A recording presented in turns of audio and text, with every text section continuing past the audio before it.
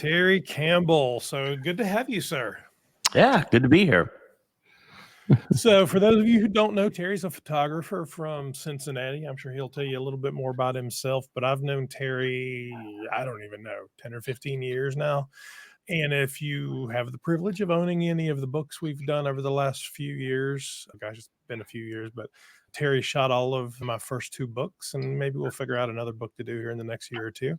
But it's all fabulous photography. So the first one we did a whole called 52. We did 52 weeks of the best private brands at the time as I saw them, and Terry shot them all. And then the second one's called Vanguard Vintage Originals. That's all vintage packaging. So there's about 200 pieces of vintage private brand packaging that I collected and Terry shot.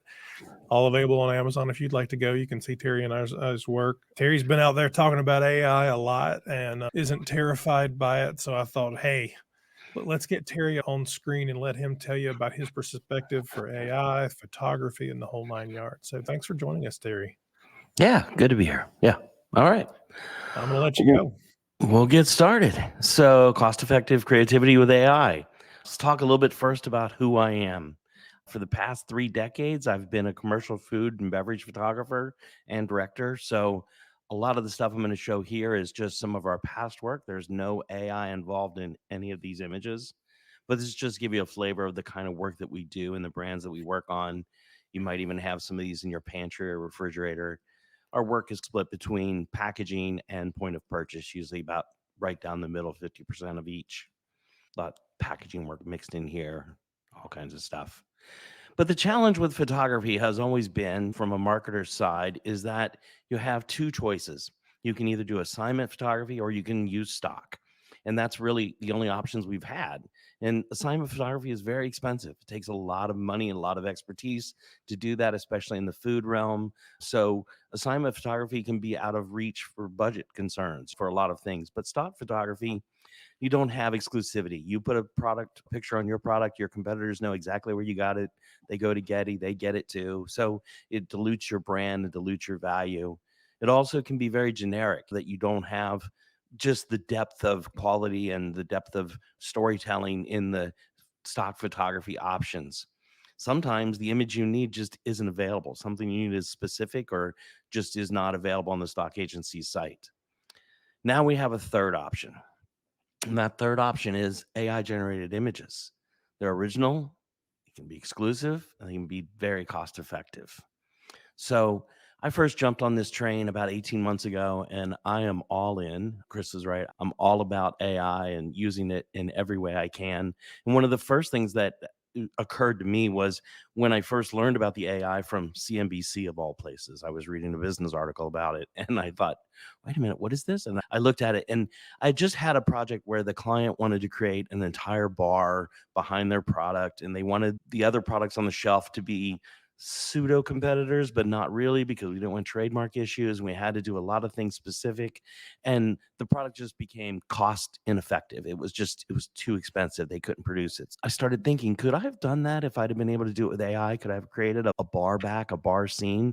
And so that's what I did with this image. Just conceptual, just testing the idea. And yeah, I could have created this bar behind it, and the bottle was just there as a placeholder. I could easily swap that out for the final product, but I needed something to hold the place for the AI to understand what I was trying to do. And in the end, I liked the bottle. And since this was just for concept anyway, I just took a label off of another bottle, shot it in the same situation, and stripped it together with the bottle that AI created, added the peanuts and stuff just to give it more atmosphere. So immediately had ideas and ways I could use this AI that added value to my clients and allowed us to do things that were out of budget. Even that was a big national brand, but the budget was just not there to do what we were trying to do. So the question always comes up, what about copyright? And yes, it's true that images generated with AI are not copyrightable, at least currently. I'm sure this will be litigated much further, but as of now, they are not copyrightable. But my argument is, when you buy a stock image, you don't buy exclusivity. And who's going to know that it's AI? Did you know that was an AI image? That's crazy. That's so good. And it's literally like 98% AI. I did just a little bit of post work just to clean up some weirdness, but it was just so incredible to create this image and have a shot like that. And if you brought that to me and said, "Hey, Terry, here's an example of what we're trying to do," I'd be like, "Can we just use that?" Because that's going to take us hours to try and get something like that with a whole team. And this was created just with AI. Syrup. I remember taking a job when I was first getting into food photography 30 years ago, and it was pancakes. And I thought, I can do that cheaper than my competition. I was trying to get the job anyway.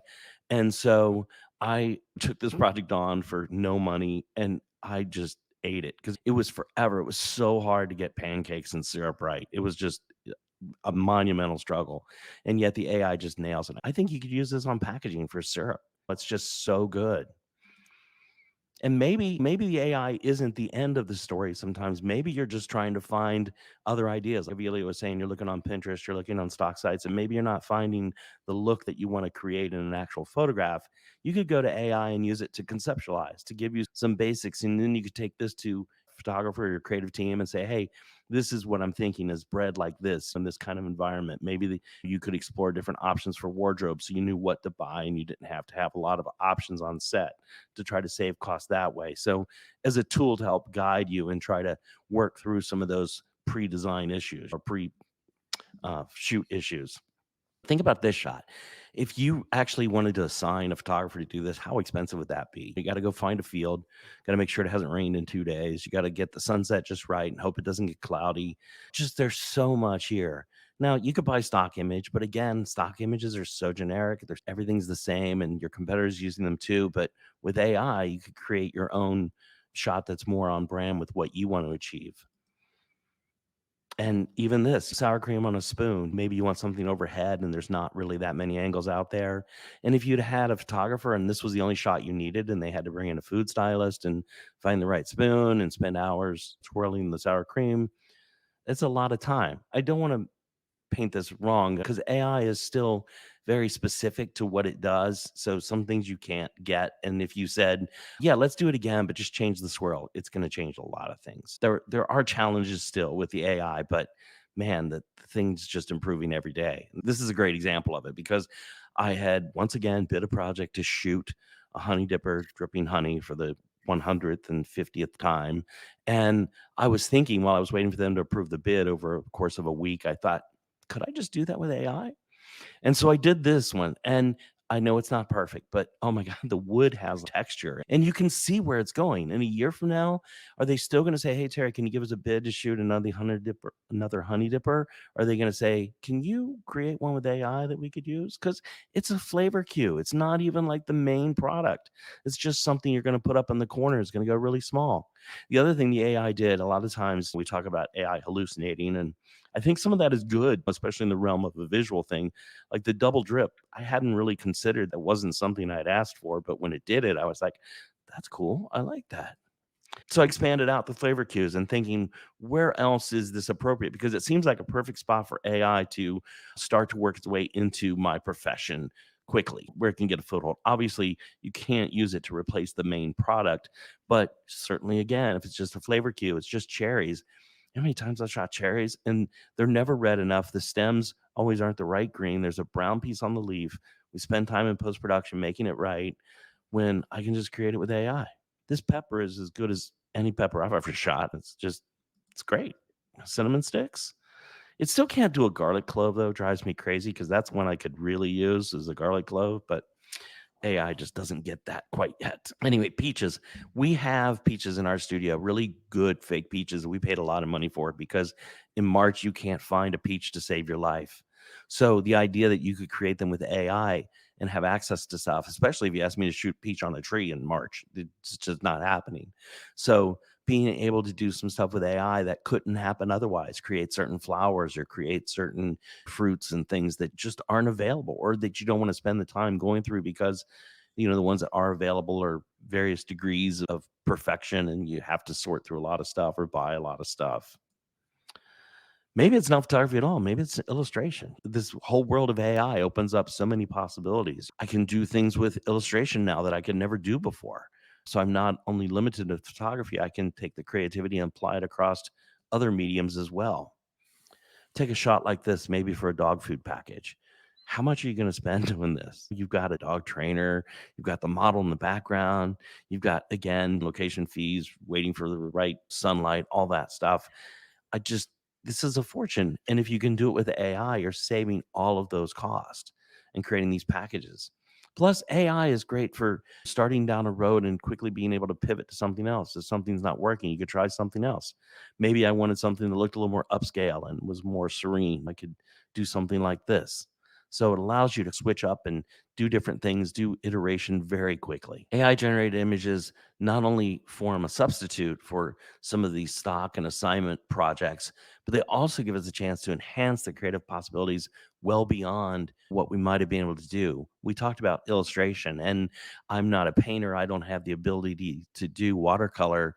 But in this case, you would have had to find two separate artists, work them together, try to get them to see eye to eye on a collaboration, and create the glass in the background out of a painting, but then actually shoot the Crown Royal bottle and Photoshop it in. So I'm able to do all that myself, so that I have a vision for what the whole project should look like and how it's going to come together. And I can do all those parts as just a single vendor. This one's a great example of the AI is never going to render your package or Betty Crocker perfectly on a table like that. It just doesn't work that way right now. But it will create the background. So if you were going to create a post for Facebook Thursday at 3 o'clock, would you actually build a set in the studio, find a stove, spend time lighting it, prop stylist, doing all that, putting your package in the middle of the table, shooting it, tearing it down for a post on Thursday at 3 o'clock? No, it's not cost effective. You can't do that. But you can have AI create the entire scene and then photograph your box on a gray background, outline it, and drop it into the scene because you know what the lighting's going to be, so you can adjust for that. Drop it into the scene, use Photoshop's neural filters to blend them together, and there you have it. You can post that Thursday at 3 o'clock because it didn't take you very long to produce. And again, a copyright, who cares? It's on Facebook Thursday at 3. You're done with it. This is something just of my own stuff because I shot the oranges that are on this package, and I like to show off the final pieces and see how it was used, because just photographing those oranges doesn't look like a lot, but it makes it look so much more impressive in the whole package. But in the past, I always showed them on white because I didn't want to build a set. I became confusing with the product, and I just didn't want to spend that kind of money on it. I would just drop it on a white background and try to show off the product. But now I can use AI to create backgrounds and then strip the product into it. And in this case, I used watercolor again because it became less real and less obtrusive to the product. It allowed the product to stand off. You weren't like taken in by the items in the background. So having this watercolor background allowed the product to pop a lot more. Another example of AI hallucinating, because I was asking for urban kitchens, and I don't think I ever would have said, let's do an urban kitchen, but the upper shelves, instead of having cabinets, make them just open shelves and cram them full of stuff. That'll be cool. Yet when I saw it, I was like, that's really cool. I wouldn't have thought of that, but let's use that. And then this isn't the shot from this project, but we had a client that wanted to do several kitchen scenes. They didn't have the budget to build several kitchen scenes. We thought about going and photographing them and then blowing up really large prints and putting them behind the model, but that too was expensive. Instead, we used an 80-inch LED television screen, put it behind the model, and photographed her in 4 different kitchens pretty darn quickly. So the stove is real, the model's real, and the cookies are real, but everything else you see there was the AI image from the prior slide and is projected onto an 80-inch television. So we could do not only still images, but also video. And we didn't have to outline anything. If I'd used a green screen, which I could have done, then later, what if you found out that the oven wasn't really square with the rest of the room when you put the projected image behind it, and you found out it didn't really work, or her wardrobe contrasted against something because it was on a TV and we were able to see it all live? We could just walk up and go, nope, twist the stove a little bit. Okay, now she's fine. That wardrobe works. It just made the whole process so much simpler and so much easier. And we were able to accomplish a lot of different things for the client and make them on brand because we could do the AI to create all the different kitchen scenes we needed to whatever level of color or time of day or maybe status. Was this a kitchen in an apartment? Was this a kitchen in a 5-bedroom house? We're just able to dial it into exactly what was right for that brand. And I'm thinking if you had Cuban Foods Week You're not going to set up a shot like this. It's not practical. And maybe you could find a stock image. With AI, you could create something really fun, really just speaks to your audience. And all of this, no model cost, no hair and makeup, no wardrobe, no location fees. And you've got an incredible shot that you can use to focus on Cuban Food Week. Likewise, I think a lot about organizations or maybe causes that deal with underage children that may be involved in trafficking or mental health issues or something like that. Do we want to further victimize someone who's going through those struggles by taking their picture and putting it out there? Or do we want to tell their story with an AI model so that people can have the connection? They can look in the eyes of someone, in this case, AI generated, but they can look in the eyes and feel the resonance of the story, but you're not further victimizing that person that was in that situation. This one came to us as a stock request. The agency was not able to find an image they needed because they needed something very specific. A mother in her early 30s who was pregnant, talking with her mother or grandmother, looking at fabrics that just doesn't exist on stock sites. It does now because this is on Adobe Stock because I uploaded it because the client ultimately decided not to use it for other reasons. But it was an image that I was able to create with AI that was specifically to match the request that they had. And you just can't do that any other way. To do that shoot would have been way more than their budget for the stock image, which was quite generous. Again, just ethnic nationalities, maybe Cuban American, maybe you want something that's more of an island flavor, whatever you want, you can work the AI to give you variations and options and different kinds of people, different locations. What if your product would benefit from a model, but you really don't want to use a model because it's just too much expense again? So the glasses I bought at Target, and then I created an AI model. She's in the car. I didn't have her. I didn't have her usage fees. I didn't have location. Again, no car rental, none of that stuff. And I was able to create this image and then put the glasses on her by shooting them in the studio and then just photoshopping them together. So a lot of these images do have Photoshop added to them and other things to push them a little bit more toward reality because sometimes what you get from the AI is not real. It looks a little too plastic. Usually the part in my presentations where people start to think, should I learn how to use AI? Is this something I need to do? Where can I learn this? The question is, why not just do it yourself? There's some things to think about. There's just a time intensive learning curve. I've been at this for 18 months. I spend time every day looking at all the new tools. Avilio talked about all the things that are happening. There's something new every day. If it's not a completely new AI tool, it's another adaptation, another button to the tools you already use that you need to learn. So there's a lot of learning, especially I think on this front end of the curve as we really ramp up the AI. Potential diversion from your other core responsibilities because you're spending time doing this or creating images. The opportunity cost, maybe your time is better spent doing something else. So maybe you want to hire someone else to do this. You get immediate expertise, you save your time, and you have flexibility. Hire them by the project, do whatever you need to do. I talked about the fact that the AI could be exclusive. And the reason I think about it that way is that if you hired me to do something and I created the image for you and I sold you the rights to that image, then, I'm not going to sell it to anybody else. Your competition doesn't know where to find it. They can't go to Getty and be like, where's that image? It just doesn't exist there. So as we contemplate the future of AI and what it all means, especially in the industry that I'm in as a photographer, I certainly see a day when the camera is not how I deliver value to my clients, but I know that I'll use my creativity to deliver that value to my clients in some form. Thank you. Terry, that was fabulous. So you do make it look easy. Oh, I could do that.